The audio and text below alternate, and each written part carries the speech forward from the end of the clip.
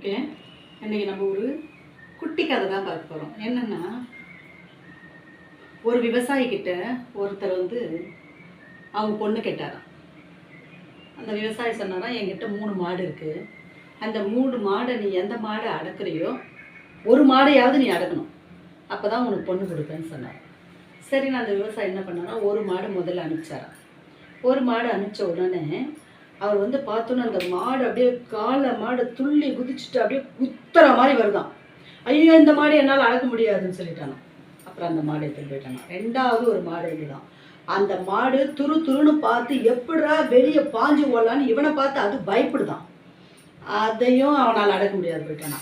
3வது ஒரு மாடு மெல்லமா அழகா நடந்து வந்தா. ஆஹா, இந்த மாடை நம்ம அடக்கிடுவோம் அப்படின்னு நினச்சி அவன் என்ன பண்ணனா, கிட்ட பண்ணனான். கிட்ட போயிட்டு பார்த்தோன்னா ஒரே ஷாக்கு. அப்படின்னு சொல்லிட்டு என்னடா அங்கே நடந்ததுன்னா, அந்த மாட்டுக்கு வாலே இல்லையா. வால் இல்லைன்னா மாட்டை பிடிச்சி எப்படி அவன் ஏறி மேலே உட்கார முடியும்?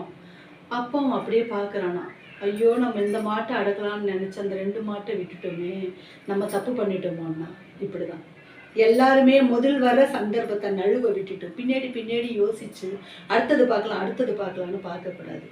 எந்த செயலை கொடுத்தாலும் எவ்வளோ கஷ்டமாக இருந்தாலும் முதல் வர்ற வேலையை செஞ்சு பாருங்கள், உங்களுக்கு எல்லாமே சக்ஸஸ் தான். சரியா? ஓகே, அதே மாதிரி இருந்துக்கோங்க.